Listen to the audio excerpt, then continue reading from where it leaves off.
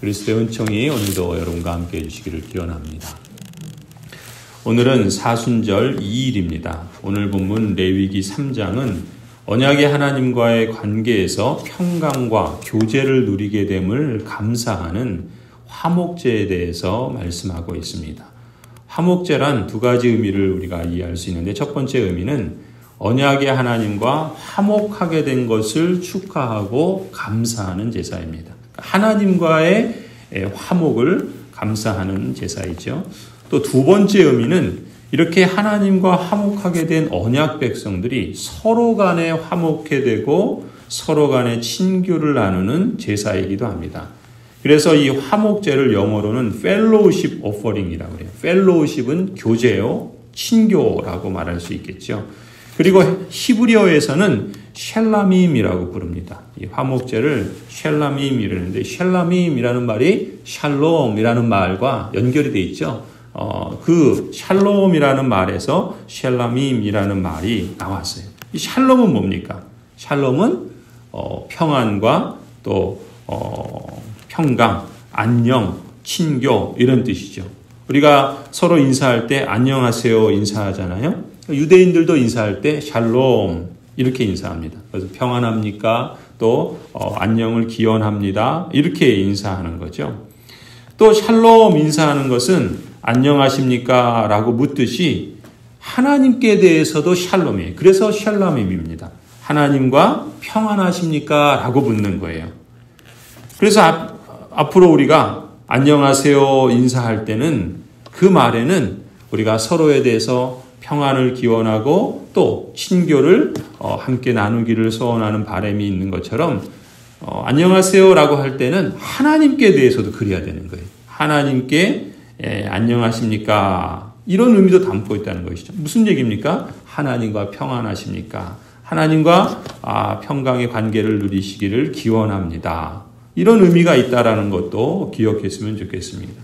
성도 여러분, 인생을 살아가면서 하나님이 우리에게 의도하신 가장 복되고 가장 행복하게 그 인생을 살아가려면 신앙생활에서 하나님과 안녕하십니까? 라는 것만큼 절대적인 것이 없다고 믿습니다.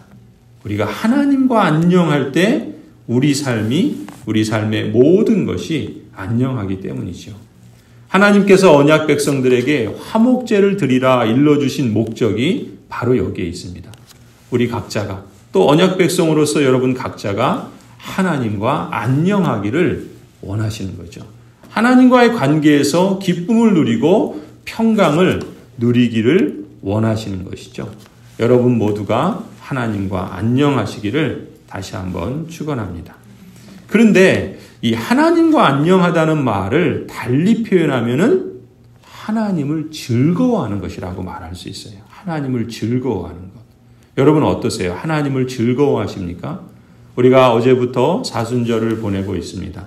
또 사순절 영적 성장을 위한 믿음의 도전을 하면서 말씀 읽기를 하고 릴레이 기도를 하고 또 사랑의 빵 구제 헌금을 모으고 있습니다. 이러한 일들을 실천하면서 여러분 하나님과 어떠십니까? 하나님과 함께하는 이 시간들이, 이 실천들이 즐거우십니까? 하나님을 즐거워한다는 것, 여러분 그것을 느끼십니까? 느껴지고 계시는지 모르겠습니다. 웨스트민스터 소요리 문답 제1문에서는 이렇게 질문하죠. 사람의 제일 되는 목적이 무엇입니까?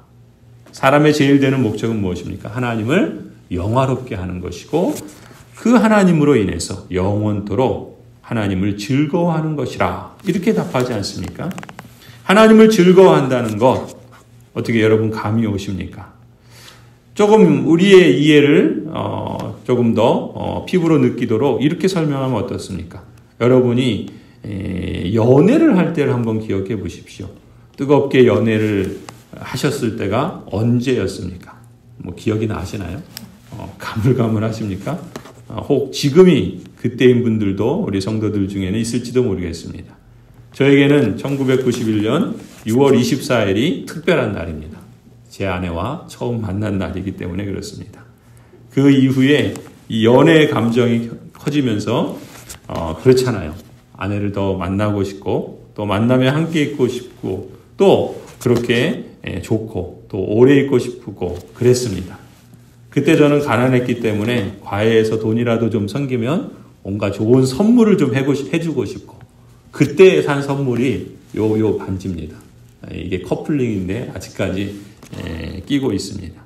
그렇죠. 연애를 하면 어떻습니까? 늘 함께 있고 싶고 뭐 그런 거 아니겠어요? 그래서 결혼 예식을 하고 또 하나님 앞에 사랑 앞에 또 결혼식을 올리지 않았습니까? 그런데 그게 끝이 아니죠. 결혼 전에는 좋은 면만 보여주기 위해서 최선을 다하잖아요. 그런데 결혼 후에는 어떻습니까? 우리가 결혼 예식을 통해서 서로에게 헌신하고 충성하겠노라고 서약하는 것처럼 좋을 때만이 아니라 몸이 아프고 때론 이런저런 일들로 마음마저 아플 때에도 그것을 함께 견디고 또 참고 또 위하고 또 보듬어주고 내 몸을 내어주어서라도 한없이 아내를 사랑하고 또 남편을 사랑하면서 인생의 여정을 함께 걸어가는 것. 연애의 즐거움도 즐거움이지만 결혼을 통해서 희노애락을 함께 나누는 더 깊은 그런 즐거움이 있지 않습니까? 물론 결혼 생활의 위기도 있습니다. 또 어려움이 없는 것이 아니죠. 심지어 그런 여정을 통해서도 하나님께서는 부부 사이의 그 하나됨과 그 교제의 신비를 깨닫게 하시고 또 배워가게 하시는 것이라 그렇게 믿습니다. 내후년이면은 저희 부부가 30주년이 됩니다. 그 방송에 보면은 유명한 그 음식점들이 나올 때 이 명갓집 이런 거 소개하잖아요. 명갓집을 보면 꼭 뭐가 있습니까? 장맛이 있죠, 장맛. 이 명갓집 장맛이 뭐예요? 오래되고 깊은 맛이 날수록 좋은 거 아니겠습니까? 이 하나님과의 관계도 그렇잖아요. 하나님과의 이 관계, 하나님과의 만남, 그것이 첫 만남도 설레고 감사하고 기쁘고 즐거웠던 것처럼 더 해가 갈수록 하나님과의 교제도 깊어지는 것, 그것이 더 복된 축복이라고 믿습니다. 저는 하나님께서 태초부터 아담과 하와에게 결혼과 가정이란 제도를 만들어주신 이유가 바로 하나님과의 관계를 가장 근접하게 또 가장 피부에 닿게 느낄 수 있도록 해주시는 것이 바로 이 결혼이라는 가정, 이 제도를 만들어주신 이유와 목적이 아닌가 싶습니다. 물론 하나님을 즐거워한다는 것을 어찌 사람의 연애나 결혼으로 충분히 설명을 할 수 있겠습니까? 그럼에도 불구하고 우리가 하나님을 만나고 또 하나님과 함께 있음을 느끼고 그래서 하나님이 기뻐하시는 것이 무엇인가 생각하고 그래서 내가 어떻게 하면 하나님을 기쁘시게 할까? 어떻게 하면 하나님이 기뻐하시는 사람이 될까? 이런 고민도 하면서 좋을 때만이 아니라 힘들고 우리의 삶의 어려운 때에도 하나님이 기뻐하시는 일을 위해서 나의 시간을 쓰고 또 나의 삶을 드리고 물질을 드리고 또 내 삶을, 내 인생을 하나님 앞에 기쁨과 자원함으로 드리는 것, 그것이 아니겠습니까? 그게 다 하나님과의 안녕이고 하나님을 즐거워하는 것 때문이지 않을까 싶습니다. 우리가 하나님을 알고 하나님을 만났기 때문에 이 자리에서 하나님을 예배한다고 믿습니다. 또 하나님의 기뻐하시는 뜻을 알기 위해서 말씀을 읽고 또 설교를 듣고 또 하나님께서 기뻐하시는 그 뜻을 우리의 힘으로 다 이루어갈 수 없기 때문에 하나님의 뜻을 구하고 하나님의 도움을 구하고 하나님의 역사하심과 인도하심을 기도하는 것이죠. 또 하나님의 이름을 찬송하고 때로는 선교나 구제를 통해서 또 지역사회 사랑 실천을 통해서 섬김을 통해서 수고하기도 하고 주일 예배를 위해서 또 아이들, 청소년, 청년들 예배를 위해서 섬기기도 하고 또 예배 후에는 성도 간의 친교와 하나님 나라를 증거하는 여러 가지 교회의 사명을 위해서 수고하고 봉사하기도 하고 이런 게 다 하나님을 즐거워하기에 섬기고 드리는 것 아니겠습니까?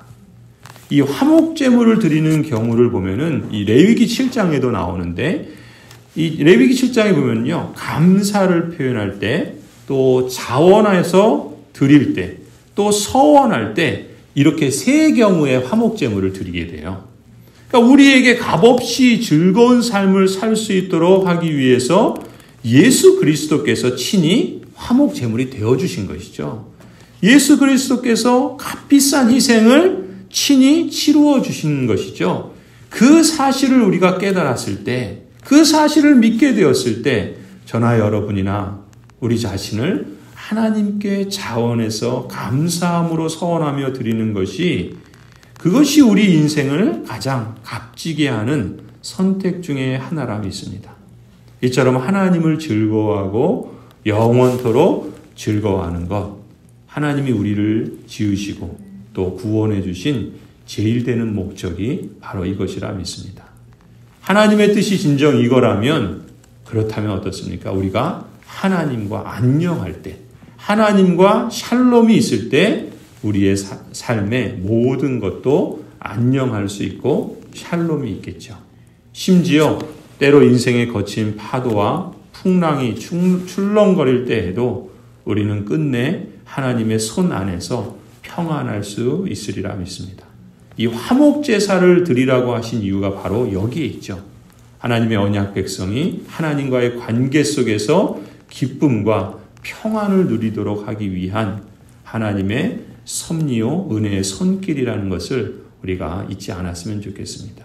이 구약의 언약 백성들이 화목제물을 드리듯이 오늘 우리도 예배를 드림으로 바로 하나님을 만나고 하나님을 높이고 또 하나님과 함께 하심을 느끼고 하나님을 찬송하고 하나님을 즐거워한다 믿습니다. 또 말씀을 읽고 또 사순절 릴레이 기도를 할 때도 우리는 하나님을 가장 가까이 만나고 대화하고 교제하고, 그래서 하나님을 느끼고 하나님의 살아계심과 능력의 역사를 체험한다 믿습니다. 또 우리가 사랑의 빵 구제 헌금을 드리는 것도, 아니 우리 전부를 하나님 앞에, 우리의 삶을 하나님 앞에 드리는 것도 하나님을 즐거워하기에 더 나아가서 하나님이 기뻐하시는 삶을 살고자 드리는 거지요. 나의 드림을 통해서 하나님과 더불어 화평을 누리고 더 깊은 관계의 기쁨 속으로 즐거움의 세계로 들어가는 줄 믿습니다. 그렇게 보면은 그렇지 않습니까? 오늘 우리가 드리는 예배, 또 말씀, 기도, 찬송, 헌금, 헌신, 수고, 봉사, 이 모든 것들이 사실은 얼마나 귀하고 소중한 시간들입니까? 그저 단지 종교적인 행위를 하는 그런 시간들만이 아니지요.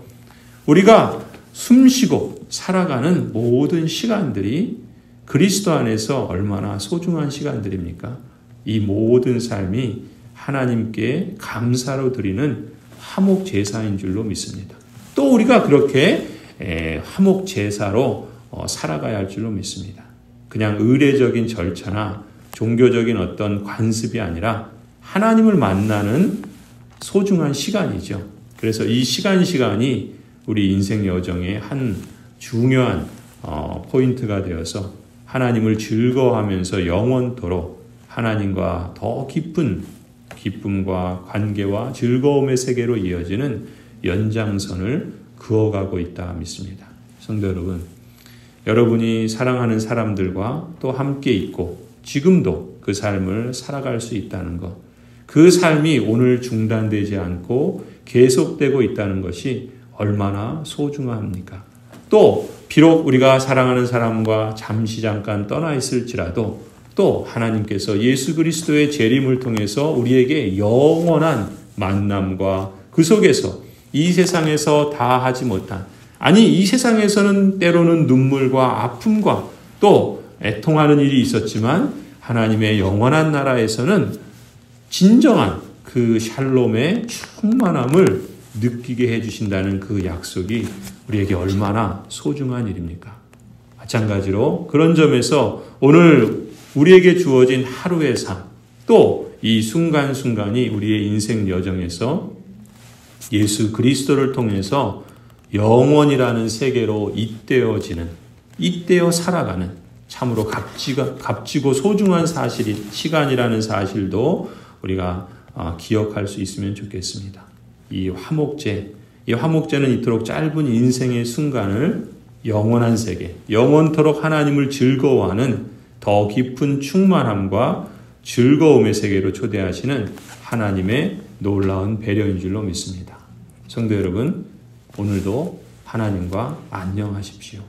하나님을 즐거워하시기 바랍니다. 사순절 2일째인 오늘부터 또 사순절 기간 내내, 아니 계속해서 선물로 허락하신 앞으로의 인생의 여정 동안 주 예수 그리스도 안에서 하나님과 화평을 누리시기를 간절히 축원합니다.